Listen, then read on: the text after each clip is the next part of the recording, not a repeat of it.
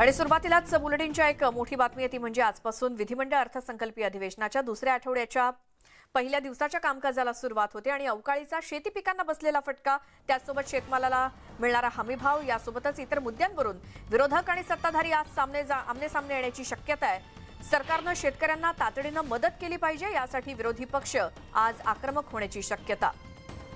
विधिमंडळाचं अर्थसंकल्पीय अधिवेशन सुरू आहे आणि दुसऱ्या आठवड्याचं कामकाज आजपासून सुरू होतंय। मात्र अवकाळी पावसाचा फटका राज्यातल्या बऱ्याच शेतकऱ्यांना बसलाय आणि हाच मुद्दा आज विरोधकांकडून उपस्थित केला जाण्याची शक्यता। आमचे प्रतिनिधी विधान भवन परिसरातून तुषार रुपणवर आपल्या सोबत आहे। तुषार, काय आजच्या दिवसाचे अपडेट्स? श्वेता, अर्थसंकल्पीय अधिवेशनाच्या दुसऱ्या आठवड्याच्या कामकाजाला आता थोड्याच वेळात सुरुवात होणार आहे। मात्र दुसरा आठवडा गाजणार आहे तो अर्थात अवकाळी पावसावरून।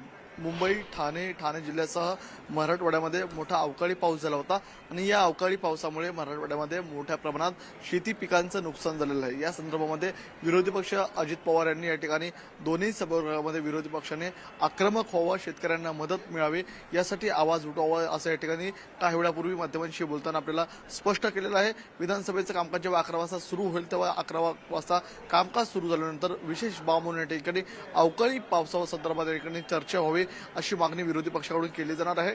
त्या संदर्भामध्ये या ठिकाणी सरकारकडे मागणी देखील केली जाणार आहे की लवकरात लवकर शेतकऱ्यांना या ठिकाणी भरपाई देण्यात यावी। मात्र दुसरीकडे सरकार दरबारी आपण जर पाहिलं असेल तर मुख्यमंत्र्यांनी मुख्य सचिवांशी बोलून आणि राज्यातल्या ज्या भागामध्ये अवकाळी झालेल्या आहेत त्या भागातल्या जिल्हाधिकाऱ्यांशी बोलून तात्काळ पंचनामे करण्याचे आदेश दिलेले आहेत। तात्काळ पंचनामे करून रिपोर्ट सादर करावा व लवकरात लवकर कशा प्रकारे शेतकऱ्यांना मदत मिळेल या संदर्भातले आदेश आपल्याला मुख्यमंत्र्यांनी दिलेल्याचं पाहायला मिळतंय। प्रामुख्याने अवकाळी झालेला जो पट्टा आहे तो प्रामुख्याने मराठवाड्यातल्या 6 जिल्ह्यांमध्ये आपल्याला ही अवकाळी झाल्याचं पाहायला मिळतंय। यामध्ये जालना असेल, हिंगोली असेल या जिल्ह्यांचा क्रम लागतो, कारण की यापूर्वी देखील हवामान खात्याने सांगितलं होतं की 7 ते 9 मार्च या 3 दिवसामध्ये आपल्याला मराठवाड्यामध्ये अवकाळी होऊ शकते, मोठ्या प्रमाणात पाऊस होऊ शकतो। मात्र शेतकऱ्यांनी जी पिकं घेतलेली आहेत त्या पिकांचं नुकसान आपल्याला मोठ्या प्रमाणात होताना पाहायला मिळते। त्यामुळे अवकाळीमुळे ज्या पिकांचं नुकसान झालेलं आहे त्या संदर्भातले पंचनामे लवकरात लवकर केले जावेत आणि पंचनामे झाल्यानंतर लवकरात लवकर भरपाई द्यावी। दुसरीकडे राज्याचा अर्थसंकल्पीय अधिवेशन सुरू आहे, त्यामुळे विरोधी पक्ष सत्ताधाऱ्यांना अवकाळी पावसाच्या मुद्द्यावरती धारेवर धरणार यामध्ये मात्र कोणतीही शंका नाहीये। त्या प्रकारची चुणूक आपल्याला थोड्या वेळापूर्वी पाहायला मिळाली। विरोधी पक्षनेते अजित पवार यांनी माध्यमांशी संवाद साधताना आम्ही शेतकऱ्यांना मदत मिळाली पाहिजे अवकाळी संदर्भात, त्यामुळे सभागृहामध्ये या ठिकाणी सत्ताधाऱ्यांवरती हल्लाबोल करू व सत्ताधाऱ्यांनी लवकरात लवकर या ठिकाणी पंचनामे करण्याचे आदेश द्यावे। आणि नेमकं काय घडतंय या सभागृहामध्ये थोड्याच वेळात आपल्याला कळेल देखील। धन्यवाद तुम्ही दिलेल्या माहितीसाठी। आता अवकाळी पावसाचा राज्यातल्या अनेक जिल्ह्यांना तडाखा बसला असून शेतातली पिकं आणि फळबागांचं मोठं नुकसान झालेलं आहे आणि त्यामुळे शेतकऱ्यांना मदत ही मिळालीच पाहिजे अशी भूमिका विरोधी पक्षनेते अजित पवारांनी मांडली। त्याचसोबत कांदा आणि महावितरणच्या कारवाईवरून सुद्धा त्यांनी सरकारवरती निशाणा साधला।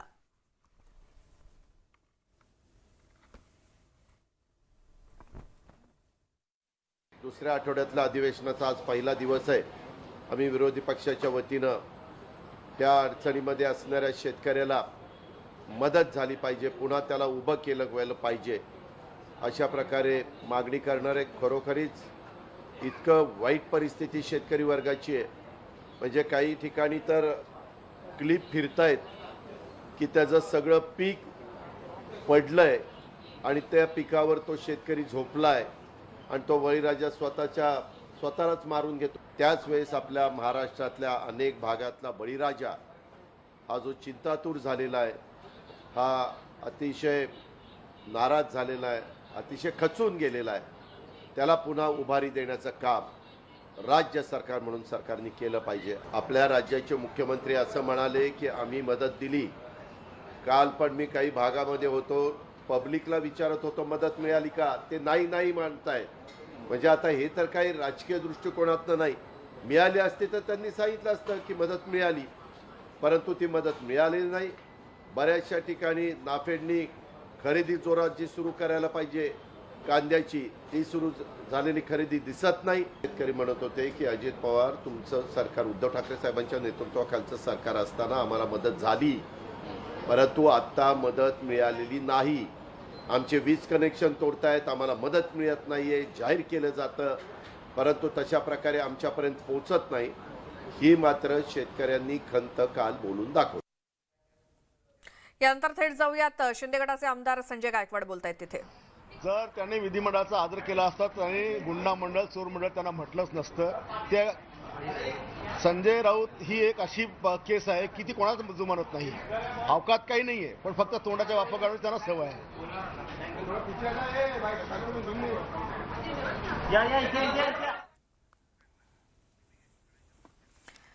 दरम्यान अधिवेशनात आता शेतकऱ्यांना दिलासा मिळेल असा विश्वास व्यक्त केलाय चंद्रशेखर बावनकुळे यांनी. काय म्हणाले ते ऐकूयात. की माननीय देवेंद्रजी आणि एकनाथजी यांनी तातडीनं सर्वेक्षणाचे आदेश दिले आणि कधी नव्हे एवढी मदत मागच्या वेळी त्यांनी दिली आणि यावर्षीही आत्ता या बजेटच्या अधिवेशनामध्ये शेतकऱ्याला ते दिलासा देतील.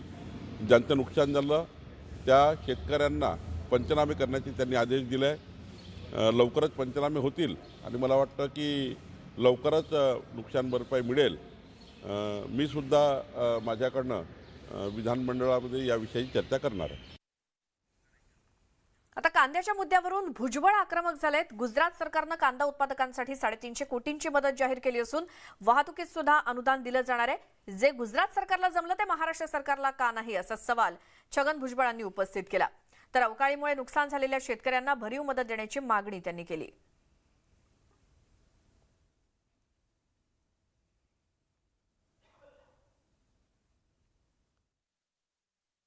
लासलगाव माझ्या मतदारसंघातलं या आशिया खंडातलं सगळ्यात मोठं कांद्याचं मार्केट आहे. माझं म्हणणं आहे की तिथे जा, तुम्ही लावा. तिथे बोली प्रत्येक शेतकऱ्याच्या ट्रॅक्टरवर 100-200 रुपये जास्त मिळते, पण त्याने भागणार नाही. कुठल्याही परिस्थितीमध्ये कांद्याच्या शेतकऱ्यांना आपल्याला अनुदान द्यावं लागेल. आणि जे गुजरात सरकार करतंय ते महाराष्ट्र सरकार का करू शकत नाही? महाराष्ट्र सरकार सगळ्यात आर्थिकदृष्ट्या मजबूत आहे सांगतात. शेतकरी प्रचंड हवालदिल झालेला आहे आणि मला असं वाटतं की ताबडतोब महाराष्ट्र सरकारनं कांद्याचा शेतकरी असेल किंवा द्राक्षाचा असेल किंवा हरभऱ्याचा असेल, सोयाबीनचा असेल, कापसाचा असेल, ही सगळे जे शेतकरी जे आहे महाराष्ट्रातले, फार अगदी काल होळी असताना काल परवा शेतकऱ्यांचा मात्र जी आहे ती होळी जी आहे त्यांच्या संसाराची होळी झाली. अशी परिस्थिती आज महाराष्ट्रात आहे. आम्ही अर्थातच आज विधानसभेमध्ये परत या बाबतीमध्ये विचारणा करणार आहोत, बोलणार आहोत. आम्ही आमच्या पद्धतीनं जरूर प्रयत्न करणार आहोत. उपमुख्यमंत्री देवेंद्र फडणवीस हे अर्थमंत्री म्हणून पहिल्यांदाच राज्याचा अर्थसंकल्प उद्या सादर करणार आहे. ते कोणत्या नव्या घोषणा करणार याबाबत राज्यातील प्रत्येक व्यक्तीला कमालीची उत्सुकता असेल किंवा आहेच. तर अर्थमंत्री म्हणून फडणवीस यांचा हा पहिलाच अर्थसंकल्प आहे, त्यामुळे ते राज्यासाठी अत्यंत महत्त्वाचं मानलं जात आहे. तत्पूर्वी आज आर्थिक सर्वेक्षण अहवाल सादर होणार आहे आणि मुख्यमंत्री एकनाथ शिंदे यांच्या नेतृत्वाखालील सरकारचा हा पहिलाच अर्थसंकल्प आहे आणि या अर्थसंकल्पाला लोकाभिमुख चेहरा देण्याच्या उद्देशानं फडणवीस यांनी राज्यातल्या जनतेच्या काही सूचना मागवल्या होत्या आणि योग्य सूचनांचा अर्थसंकल्पात समावेश केला जाऊ शकतो. तर विधिमंडळ नव्हे तर चोर मंडळ हे राऊतांनी केलेल्या वादग्रस्त वक्तव्याप्रकरणी खासदार संजय राऊत यांच्या विरोधातील कारवाईचा चेंडू हा केंद्राच्या कोर्टात जाण्याची शक्यता आहे. हक्कभंगाप्रकरणी बजावलेल्या नोटिशीवरती राऊतांकडून खुलासा करण्यात आलेला नाही आणि त्यामुळेच विधानसभा अध्यक्षांकडून हे प्रकरण आजच विशेष अधिकार समितीकडे वर्ग होणार असल्याची माहिती सूत्रांकडून मिळाली आहे. समिती संबंधित प्रकरण राज्यसभेच्या विशेष अधिकार समितीकडे पाठवणार असल्याची माहिती न्यूज 18 लोकमतला सूत्रांनी दिली आहे आणि राज्यसभेचा मान राखण्यासाठी राऊतांचं प्रकरण केंद्राकडे सुपूर्द करण्यात येणार असून राऊतांना पुन्हा म्हणणं मांडायला द्यायचं की नाही हे राज्यसभा समिती ठरवेल. तर भारतीय पक्षासोबत निवडणुका लढवल्या मात्र सत्तेसाठी शिवसेना, काँग्रेस आणि राष्ट्रवादीच्या दावणीला बांधली तो संधी साधूपणा नाही का अशी टीका केली महसूल मंत्री राधाकृष्ण विखे पाटील यांनी उद्धव ठाकरे यांच्यावरती. राऊत हे कोंबड्याप्रमाणे आपल्या मालकाला खुश करण्यासाठी रोज उठून प्रतिक्रिया देत असतात अशी टीका देखील राधाकृष्ण विखे पाटलांनी केली.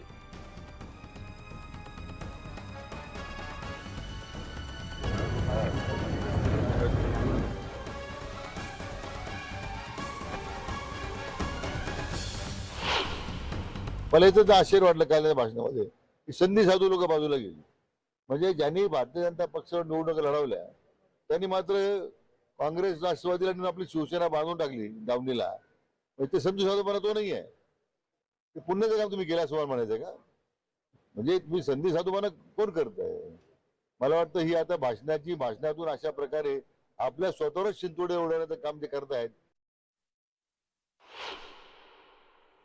संजय राऊताबद्दल काय प्रतिक्रिया देणार? एक नोकर माणूस येतो सामन्यामध्ये काम करणारा, जसा रोज सकाळी कोंबडा आवरतो उठल्यावर, तसं तो त्याचं कामच आहे मालकाला मालकाला उठवायचं, मालकाला सावध करायचं. मला वाटतं ते सध्या त्या भूमिकेत आहे. त्यामुळे त्यांनी काय बोलावं, काय बडबड करावी, राज्यातली जनता आता आहे त्यांची दखल घेत नाही. त्या दखल पात्र सध्या ते पात्र झालेल्या राज्यामध्ये. इतरही काही महत्त्वाच्या घडामोडी आपण पाहूयात एका छोट्याशा ब्रेक नंतर. तुम्ही पाहत राहा न्यूज 18 लोकमत. ब्रेक नंतर तुमचं स्वागत बुलेटिनमध्ये. आणि आता थेट जाऊयात विधान भवनाच्या पायऱ्यांवरती विरोधकांकडून आंदोलन सुरू आहे. शेतकऱ्यांच्या शेतमालाला भाव आणि नुकसानग्रस्त शेतकऱ्यांना नुकसान भरपाई द्यावी या मागणीसाठी विरोधक आता पायऱ्यांवरती उभं राहून आंदोलन करतायत. उपमुख्यमंत्री देवेंद्र फडणवीस हे विधान भवनामध्ये प्रवेश करत असताना त्यांच्या समोरच विरोधकांचं हे आंदोलन. विरोधी पक्षनेते अजित पवार हे देखील सर्व विरोधी आमदारांच्या सोबत विधान भवनाच्या पायऱ्यांवरती आंदोलन करण्यासाठी. शेतकऱ्यांच्या नुकसानीचा अर्थात अवकाळी पावसामुळे जे काही शेतकऱ्यांचं नुकसान झालंय तो मुद्दा आज विरोधकांनी लावून धरलाय. आणि कामकाज सुरू होत असतानाच विरोधकांनी या आंदोलनाला सुरुवात केली आहे. मात्र मुख्यमंत्री उपमुख्यमंत्री हे विधान भवनामध्ये प्रवेश करत असताना त्यांच्या समोरच हे विरोधकांचं आंदोलन आणि घोषणाबाजी. विनोद राठोड आमचे प्रतिनिधी आपल्या सोबत आहेत. विनोद, आज विरोधकांकडनं कोणकोणते मुद्दे उपस्थित केले जात आहेत ज्यावरून घोषणाबाजी सुरू आहे? अगदी विरोधी पक्षनेते सुद्धा या पायऱ्यांवरती उभं राहून आंदोलनामध्ये सहभागी दिसत आहेत. आज विरोधकांचं आंदोलन अवकाळी पावसामुळे आणि गारपिटीमुळे शेतकऱ्यांचं जे नुकसान झालं आहे ती नुकसान भरपाई शेतकऱ्यांना तत्काळ सरकारकडून जाहीर करावी अशी मोठ्या प्रमाणात मागणी केली जात आहे. यामध्ये कापूस, सोयाबीन, तूर त्याचबरोबर यांना मोठ्या प्रमाणात भाव मिळाला पाहिजेत अशीही या ठिकाणी मागणी केली जात आहे. आणि खास करून रब्बीचे हंगाम आहे यामध्ये द्राक्ष झाले, कांदे, गहू, चना म्हणजे हरभरा आणि ज्वारी या पिकांचे अतोनात नुकसान झालं आहे गारपीटीमुळे. त्या गारपिटाला मुळे मदत शेतकऱ्यांना लवकर मिळाली पाहिजे अशी मागणी याप्रमाणे मागणी करण्यात येत आहे. सर्वात महत्वाची बाब शेतकरी विरोधी पक्षांकडून राज्य सरकारने लवकरात लवकर पंचनामे करावे आणि तातडीने या प्रकरणामध्ये कारवाई करून शेतकऱ्यांना योग्य ती मदत करावी अशी मागणी मोठ्या प्रमाणात केली जात आहे. विरोधी पक्षनेते अजित पवार यांच्या नेतृत्वात हे आंदोलन सुरू आहे आणि खास करून शेतकऱ्यांचा मुद्दा या ठिकाणी प्रामुख्याने सर्वात समोर पाहायला मिळत आहे. धन्यवाद सगळ्या माहितीसाठी. विरोधकांची घोषणाबाजी, विधान भवनाच्या पायऱ्यांवरती उभं राहून विरोधी पक्षनेते अजित पवार यांच्या नेतृत्वाखाली. आणि यासोबतच वेळ झाली आहे या बुलेटिनमध्ये आता इथेच थांबण्याची. मात्र सगळ्या ताज्या अपडेट्स सोबत तुम्ही भेटणार आहात पुढच्या बुलेटिनमध्ये. तोपर्यंत पाहत राहा न्यूज 18 लोकमत.